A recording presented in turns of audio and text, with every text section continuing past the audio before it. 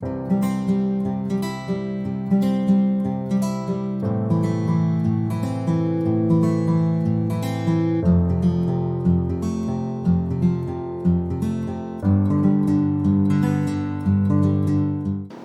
saudara, bertemu lagi dalam pengajaran firman Tuhan minggu ini. Mari kita berdoa sejenak sebelum kita sama-sama belajar dari firman Tuhan hari ini. Bapa, kami bersyukur Tuhan buat kesempatan yang Kau beri untuk kami masih bisa belajar firman-Mu hari ini. Biar firman-Mu hari ini sungguh membuka mata hati setiap kami, untuk kami bisa memandang kemana Kau mau kami pandang Tuhan tentang kehidupan ini Bapa. Di dalam nama Yesus Tuhan, urapi firman-Mu, biar itu jadi benih yang masuk dalam hati setiap kami dan pada waktunya akan bertumbuh dan berbuah-buah dalam hidup setiap anak-anak-Mu Bapa. Di dalam nama Yesus kami berdoa. Amin. Saudara, tanpa terasa udah 8 bulan. Luar biasa, kita udah syuting khotbah kayak gini ya. Hambanya Pastor Ramon dengan setia minggu demi minggu menyampaikan firman Tuhan. Kita sih berharap dan berdoa kita bisa segera ngumpul lagi sama-sama. Kendalanya cuma satu, kita butuh tempat untuk kita bisa ngumpul sama-sama lagi. Karena kalau kita sewa hotel Sunnex seperti biasa, biayanya akan terlalu mahal dan butuh dananya terlalu besar, dan kita nggak ada budgetnya untuk saat ini untuk sewa hotel seperti itu lagi, saudara. Tapi kita rindu untuk segera kita bisa sama-sama ngumpul dan menyembah Tuhan bersama, merenungkan firman Tuhan bersama-sama. Tadi saya lihat-lihat saudara, YouTube yang minggu lalu Pastor Ramon share firman di rekaman seperti ini, yang nonton 23 orang saudara minggu lalu. 20 malah. Minggu lalunya lagi 23. Makin minggu makin turun saya lihat nih yang nonton. Saya berdoa saudara tetap setia mendengarkan taping rekaman dari firman Tuhan ini. Anak saya itu Joshua punya YouTube channel saudara. Dia itu bikin rekaman mainannya Godzilla, dia teman Godzilla. Cuma gini-gini aja. Nggak ada suaranya juga, cuma diadu-adu gitu aja. Kayak ikan cupang saudara, cucuk-cucuk gitu ya. Yang nonton tahu saudara berapa? 6.700 view, luar biasa. Saya lagi kepikiran apa minggu depan kita suruh dia di sini aja saudara ya, sharing sesuatu sambil main Godzilla. Jadi ya lumayan, mungkin yang lihat bakal lebih banyak gitu. Tapi kita mesti hargai loh saudara, orang-orang yang berdiri di sini dan menyampaikan firman Tuhan. Karena saya percaya kayak Pastor Ramon gitu, Bu Mary di sekolah minggu maupun di rekaman untuk jemaat umum, Stella, mereka siapin yang terbaik loh saudara. Mereka doa, mereka benar sungguh-sungguh cari Tuhan, apa yang harus mereka bagikan untuk setiap kita gitu, untuk kita nikmati. Kita harus hargai.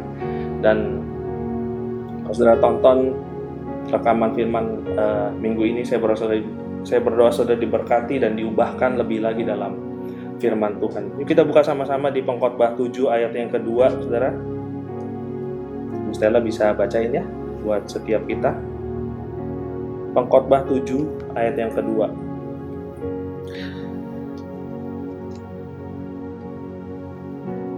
Pengkhotbah 7 ayatnya yang kedua. Iya. Pergi ke rumah duka lebih baik daripada pergi ke rumah pesta, karena di rumah dukalah kesudahan setiap manusia, hendaknya orang yang hidup memperhatikannya. Sekali lagi boleh Stella? Pengkhotbah 7 ayat yang kedua. Pergi ke rumah duka lebih baik daripada pergi ke rumah pesta, karena di rumah dukalah kesudahan setiap manusia, hendaknya orang yang hidup memperhatikannya. Minggu ini saya ada pergi ke rumah duka kemarin waktu hari apa saya lupa. Kerabat dari istri saya ada yang meninggal dunia. Setelah sekian lama akhirnya kita ke rumah duka lagi. Dan rumah duka sekarang beda saudara sama dulu. Saya kaget begitu sampai rumah dukanya, kayak hotel bintang 5. Bahkan ini rumah duka yang sama seperti waktu itu saya dan Pastor Ramon sama mami saya datang di kalau nggak salah waktu papanya Bro David ya waktu itu meninggal di situ juga. Itu bagus banget. Malah waktu itu sebelum pandemi, waktu papanya almarhum papanya David ya meninggal, itu makanannya prasmanan saudara. Udah bukan kayak rumah duka, rumah pesta itu sekarang. dibikin seolah-olah wah suasananya seperti kayak gimana gitu, seperti udah nggak ada duka lagi. Tapi firman Tuhan kita belajar sama-sama hari ini dari Pengkhotbah 7 ayat 2, rumah duka versus rumah pesta. Ya, rumah duka versus rumah pesta. Ini dua hal yang berbeda. Kalau kita mau masukin suasana pesta ke rumah duka, menurut saya nggak make sense. Itu dua hal yang berbeda. Pesta dan rumah duka itu, rumah pesta dan rumah duka itu dua hal yang berbeda. Dan kita mau belajar sama-sama hari ini dari rumah duka dan rumah pesta. Firman Tuhan berkata, Pengkhotbah 7 ayat yang kedua, pergi ke rumah duka lebih baik daripada pergi ke rumah pesta. Karena di rumah dukalah kesudahan setiap manusia. Perhatiin baik-baik bagian ini, kalimat yang terakhir. Hendaknya orang yang hidup memperhatikannya. Apa yang harus kita perhatikan? Rumah duka atau rumah pesta? Rumah duka, saudara. Firman Tuhan mengajak kita untuk memperhatikan rumah duka, bukan rumah pesta. Nah, yang pertama saya mau bahas rumah pesta dulu, saudara. Rumah pesta itu tempat apa sih? Tempat bersenang-senang, betul? Tempat orang merayakan sesuatu yang baik, ulang tahun, pernikahan, benar gak? Apalagi? Ya banyaklah. Tempat orang bersenang-senang, tempat orang merayakan sesuatu yang baik. Tapi firman Tuhan nggak mengajar kita untuk kita memperhatikan yang di sana. Apa yang ada di rumah pesta? Kita mau sama-sama belajar. Biasanya kalau mau ke pesta, ibu-ibu nih, Ibu Meme, Ibu Liana, Ibu Stella, biasanya ngapain? Dandan, ke salon, benar nggak? Ke salon. Kalau kita sih yang pria nggak usah ke salon. Kalau kita ke salon sih, waduh, repot juga ya. Kecuali kita yang menikah atau kita yang punya acara khusus. Biasanya dandan, bener nggak? Disanggul. Ibu Liana disanggul nggak kalau misalnya rumah pesta? Enggak. Pakai baju yang terbaik nggak? Bener nggak? Saya pesta pernikahan, pakai nggak baju yang terbaik? Ada yang ganti 20 kali juga ada ya. Wah, ini nggak cocok. Sepatunya yang mana ya? Bener nggak? Terus kita pakai biasanya perhiasan-perhiasan terbaik yang kita punya. Bener nggak? Yang punya 10 kerat, pakai itu 10 kerat ya. Teh botol maksudnya, pakai itu ya. Diamond 10 kerat pakai, ya kan. Emas 30 kilo pakai, ya kan. Lilit itu di leher, ya kan. Kita pakai perhiasan terbaik. Kita naik kereta kuda yang terbaik, ya kan. Mobil kita cuci dulu biar bersih.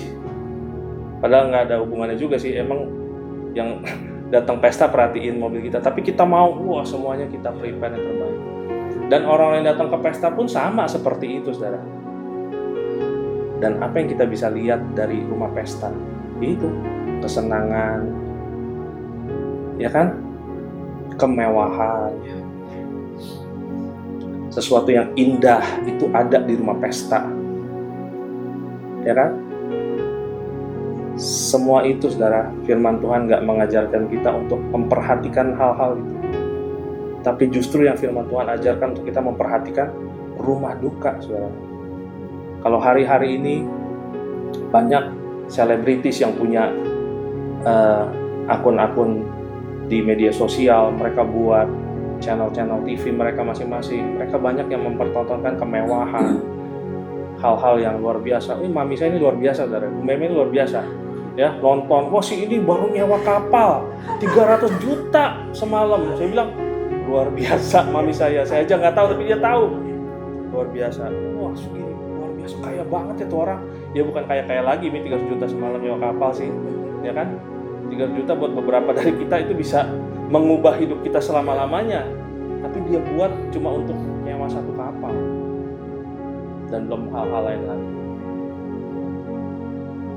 Ada yang bagi-bagi rezeki kemana segala macam, itu masih lebih baik. Tapi menurut saya juga nggak fair kalau dia nggak bagi hasil dari apa yang dia dapatkan dari YouTube itu, konten itu, untuk orang yang dia berikan sesuatu itu. Kalau memang dia fair, hasil yang rekaman dia YouTube itu tuh, yang konten dia bagi-bagi rezeki ke orang-orang, dia bagi 2 dong. Kan juga orang itu juga salah satu aktor utamanya di konten itu. Harusnya seperti itu. Dan kita banyak lihat hal-hal yang mewah, hal-hal yang luar biasa, hal-hal yang indah-indah. Kalau di Instagram kita lihat, wah orang foto makanan fine dining yang mewah-mewah di foto, ya kan? Sebelum makan foto dulu, ke tempat-tempat yang bagus foto dulu, naik bisnis kelas foto dulu. Bahkan nggak sedikit juga hamba-hamba Tuhan yang buat hal seperti itu. Menurut kami itu hal yang kurang baik, kurang layak untuk di-share di publik seperti itu. Bukan teladan yang baik. Dan saya percaya bukan itu yang Tuhan mau. Untuk kita selalu mata kita memandang kepada kemewahan, selalu kita mencari kesenangan demi kesenangan. Hari demi hari kita isi, wah apalagi ya yang bisa membuat hidup saya lebih happy. Barang apa lagi ya, hal apa lagi ya, liburan pergi kemana lagi ya. Kita buka sama-sama dari 1 Yohanes 2 ayat 16 sampai 17. 1 Yohanes 2 ayat 16 sampai 17. Stella bisa bacain?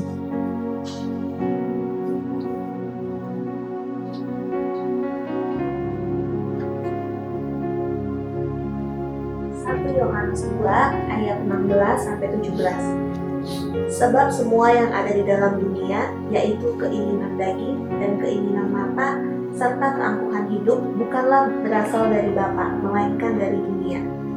Dan dunia ini sedang lenyap dengan keinginannya, tetapi orang yang melakukan kehendak Allah tetap hidup selama-lamanya. Keinginan mata, keinginan daging, keangkuhan hidup, itu isi dari rumah pesta. Itu semua isi dari rumah pesta. Makanan yang terbaik ada di sana, minuman yang the best ada di sana. Kita pernah ke pesta pernikahan ya, Hadi Dewi, Pak Hadi, Bu Dewi kalau nonton rekaman ini, waktu kita ke Cirebon, pernikahan Pak Hadi dan Bu Dewi, itu makanan yang terbaik yang saya pernah makan di pesta pernikahan, beneran. Kalau bisa nanti rayain ulang tahun pernikahan ke-25, ke-50 ya, jangan lupa undang lagi. Dan cateringnya kalau bisa sama. Jadi kita bisa nikmatin lagi makanan yang enak itu. Saya sampai nambah loh, ya. Nggak pernah saya makan di kondangan itu nambah, kecuali di kondangannya Pak Hadi dan Bu Dewi. Tapi juga di situ saya diselak sih sama orang sih. Saya bilang apa sama Pes Cirebon butuh Yesus. Ya kita lagi udah ngantri panjang ya, udah lagi lapar-laparnya, diselak aja sama ibu-ibu. Tapi ya udah. Tapi itu makanannya the best. Rumah pesta kayak gitu, ya kan? Siapin makanan yang terbaik, minuman yang terbaik, itu semua ada di sana. Keinginan mata, keinginan daging, keangkuhan hidup. Tapi kalau kita terkonsum dengan 3 hal itu, kasih akan Bapa dalam hidup kita pelan-pelan akan squeeze out, akan pelan-pelan habis. Pelan-pelan kita akan bergeser untuk tenggelam dalam dunia ini dan dalam semua keinginan. Padahal dunia ini dengan segala keinginan sedang lenyap, kata firman Tuhan. Dan itu bukan yang Tuhan mau. Amin, ya. Jadi jangan mata kita memandang ke rumah pesta itu. Karena firman Tuhan enggak mau kita memperhatikan itu. Tapi yang firman Tuhan mau untuk kita memperhatikan rumah duka. Nah, sekarang rumah duka itu apa sih? Ya simpel lah, saudara. Rumah duka itu pasti ada yang meninggal. Yang pertama ada yang meninggal. Benar gak? Kita, saudara, mau kita tua, muda, mau kita kurus, langsing, ataupun sedikit cabi, saya nggak mau bilang yang lain ya, takut menyinggung nanti. Karena saya sendiri juga ya lumayan lah ya. Ya, sedikit cabi atau kaya, miskin, tua, muda. Saudara mau jadi tuan atau hamba atau apapun juga, orang terkenal, orang biasa, kita semua dalam dunia ini cuma ada 2 hal yang pasti yang akan kita hadapi. 2 hal doang. Yang pertama itu ketidakpastian. Itu udah pasti, saudara. Kita akan hadapi ketidakpastian hari demi hari, hari demi hari. Kita nggak tahu bahkan apa yang terjadi besok. Bahkan 1 jam lagi kita nggak tahu apa yang akan terjadi. Betul kan? Dan yang kedua yang pasti akan kita hadapi sama-sama apa? Kematian. Nggak bisa dihindarin. kita semua akan menuju ke satu tempat yang sama, yang namanya kematian. Serem banget ya khotbahnya ya, tentang kematian. Emang udah mau mati? Enggak juga sih ya, cuma firman Tuhan berkata demikian. Kita harus memperhatikan yang terjadi di rumah duka dan apa yang ada di sana. Itu yang firman Tuhan mau. Dan itu yang coba saya bagikan hari ini buat setiap kita. Ayo kita perhatikan apa yang ada di rumah duka. Yang pertama itu, sadari satu hari nanti, cepat atau lambat, kita akan hadapi satu tempat yang namanya kematian. Nggak ada pilihan. Tapi kita nggak perlu takut, saudara. Karena Yesus kita udah menang dari maut. Amin. Barang siapa percaya kepadanya, beroleh hidup yang kekal. Amin. Jadi kematian itu bukan akhir segalanya, tapi itu awal dari segala sesuatu, di mana kita hidup selama-lamanya dengan Tuhan kita, Yesus, di langit dan bumi yang baru, di surga sana. Itu hal yang terbaik, saudara, sebetulnya. Tapi banyak orang lupa, seolah mereka pikir mereka akan hidup selama-lamanya di dunia. Mereka pikir dunia ini tempat mereka yang sejati. Mereka lupa, mereka kumpulkan semuanya di sini. Tuhan Yesus bilang, jangan kumpulin harta di bumi, ya kan? Kumpulin harta bagimu di sorga. Tuhan mau kita punya heaven mindset, saudara. Bukan apa yang di bumi ini. Enggak. Yuk sama-sama yuk kita belajar untuk kita punya pandangan tentang sorga dari hidup kita. Jangan selalu kepengen apa yang di dunia ini, saudara. Rumah pesta itu bisa semua yang semua yang ada di dunia ini. Jangan ke sana arah hidup kita. Itu akan tersesat dan kehilangan banyak hal dalam hati dan hidup saudara. Bahkan saudara bisa kehilangan iman, saudara. One day, kalau terus arah hidup dan tujuan saudara kita arahkan ke sana. Tuhan mau hari ini untuk kita belajar, ingat kembali, satu hari kita pasti mati. Dan pertanyaannya, saudara, kan kita belum mati, benar gak? Tapi satu hari kita pasti mati. Pertanyaannya gini, selama kita hidup, itu kita mau ngapain? Benar gak? Satu hari kita pasti mati, tapi kita kan belum mati sekarang. Kita mesti ngapain? Nah, ini juga ada di rumah duka. Selain orang yang meninggal, ada satu lagi yang Tuhan bukain yang ada di rumah duka. Apa? Ada orang-orang yang berduka, yang menangis di sana, yang bersusah hati di sana. Kami pernah sih melayani di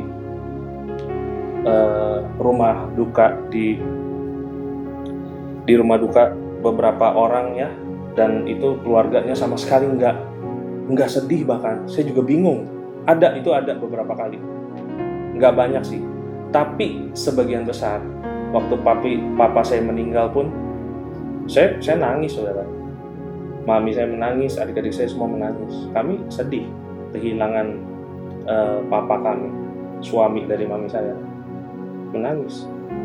Itu hal yang wajar. Justru yang nggak wajar itu ya happy aja, bener gak? Di rumah duka itu selalu ada orang yang menangis, yang bersusah hati karena ditinggalkan oleh orang yang pergi. Ini yang Tuhan mau, yang Tuhan bukain. Yang kedua, selama kita hidup, saudara, mau nggak mata kita itu kita perhatiin, kita tujuin ke orang-orang yang bersusah hati, ke orang-orang yang membutuhkan penghiburan, ke orang-orang yang sedang menangis, yang butuh pertolongan. Itu yang ada di rumah duka. Yuk hari ini coba lihat sekeliling. Ada nggak orang-orang yang sedang menangis, sedang bersusah hati, sedang membutuhkan pertolongan? Yuk arahkan matamu ke sana. Kalau engkau tahu dan engkau cuma berpangku tangan, saudara, one day engkau akan menyesal. Seperti orang kaya yang mati itu dengan Lazarus pengemis itu, menyesal, saudara. Waktu meninggal ternyata waktu mati, pengemis itu ada di pangkuan Bapak Abraham. Sedangkan orang yang kaya itu, di tempat yang mengerikan. Tapi semuanya udah terlambat. Tapi hari ini, kalau engkau masih hidup, masih punya kesempatan untuk menjadi saluran berkat, untuk menjadi jawaban buat sekelilingmu, buat orang-orang yang bersusah hati, yang butuh pertolongan. Apapun yang bisa engkau buat. Kalau orang sekelilingmu ada yang butuh nasihat, engkau berikan nasihat. Kalau ada yang lapar, engkau berikan makan. Kalau ada yang butuh segala sesuatu yang engkau bisa beri, engkau beri, saudara. Jangan tahan-tahan kebaikan Tuhan yang engkau bisa salurkan lewat hidupmu. Jangan tahan-tahan. Perhatikan apa yang ada di rumah duka hari ini. Perhatikan. Jangan matamu selalu menuju ke rumah pesta, selalu mencari kesenangan demi kesenangan. Fokusnya selalu diri sendiri, kenyamanan diri sendiri, rasa aman diri sendiri, kehebatan diri sendiri. Jangan, saudara.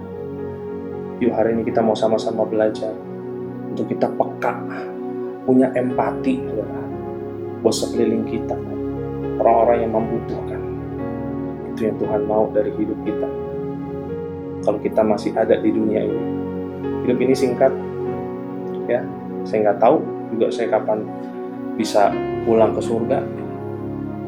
Kalau bisa secepatnya, tapi juga ya terserah Tuhan lah. Kedaulatan ada di tangan Tuhan. Karena kita tuh cuma pendatang, saudara, di dunia. Tanah air kita yang sejati di surga nanti. Ya, ayat yang terakhir kita buka sama-sama di Filipi 1 ayat 21 sampai 26.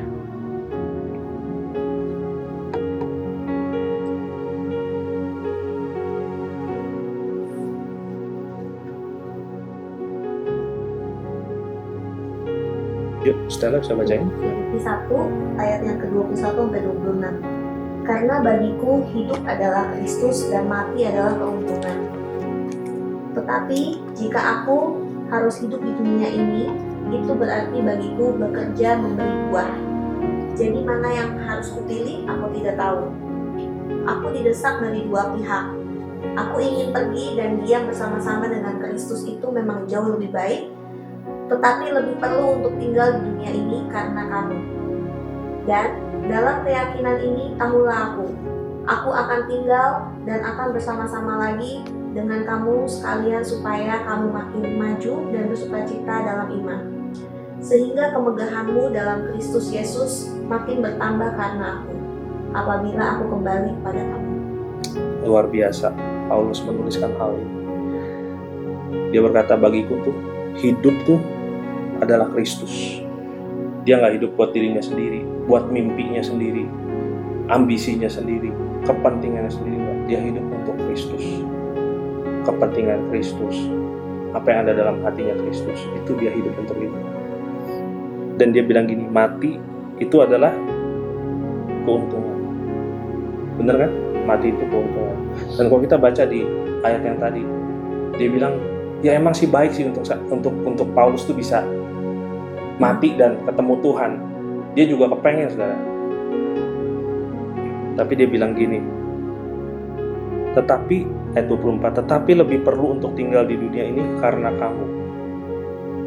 Ya kan? Dan dalam keyakinan itu, taulah aku akan tinggal dan akan bersama-sama lagi dengan kamu sekalian supaya kamu makin maju dan bersukacita dalam iman. Dia sadar kalau dia masih punya kesempatan untuk hidup, dia mau berkarya, saudara, buat orang-orang untuk makin maju dan bersukacita dalam iman. Yuk, mari kita arahkan hidup kita ke sana, saudara. Kalau kita masih hidup kita yang singkat ini, kita pakai. Tuhan pakai hidup kita untuk kita bisa membuat orang-orang semakin maju dan bersukacita. Dan kalau bisa dari hidup kita ada buah-buah yang lahir yang sejati, yang Tuhan kerjakan, karyanya yang luar biasa yang dikerjakan buat hidup orang-orang di sekeliling kita. Amin. Yuk, jangan jadi orang yang egois, jangan jadi orang yang selalu mencari kesenangan demi kesenangan dalam hidup ini. Mari jadi seperti apa yang Tuhan mau dalam hidup ini, saudara. Dan percayalah, Tuhan menanti kita di surga nanti untuk Dia bisa menyambut setiap kita dengan sukacita, dan kita bertemu dengan kekasih hati kita, penebus hidup kita yang sejati, dan kita pulang tanah air kita yang sejati dengan puas karena kita udah buat apa yang terbaik selama kita hidup di dunia. Tentunya nggak ada yang sempurna, tapi kita etis, kita mau arahin pandangan mata kita Itu dulu yang pertama. Yang kita mau belajar melangkah, mungkin langkah-langkah kecil, oke, nggak apa-apa. Tuhan lihat saudara hidup setiap kita. Amin. Bagi di masa-masa seperti ini orang berlomba-lomba, makin mencari aman buat dirinya sendiri, menimbun segala sesuatu. Bahkan saya dengar cerita, istri saya cerita, ada orang menimbun beras berapa ton gitu, saya nggak tahu deh. Waktu awal pandemi, yang alhasil sekarang yang nggak ada kekurangan beras juga kan. Alhasil semuanya sekarang dikutuin lah, apalah gitu. Kan mubazir, sayang sekali gitu. Untuk seperti itu. Jangan jadi orang seperti itu, saudara. Amin. Yuk kita setia iring Tuhan sampai akhir. Mari kita bangkit sama-sama.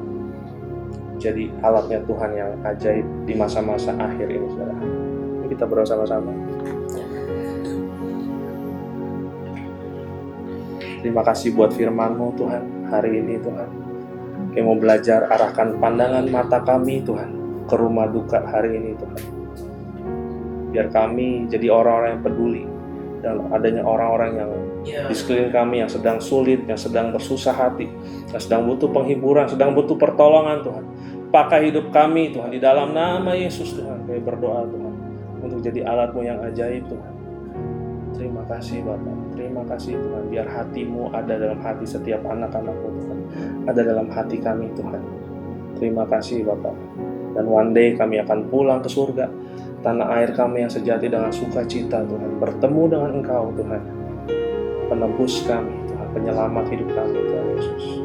Di dalam nama Yesus kami berdoa, kami mengucap syukur Bapak. Amin.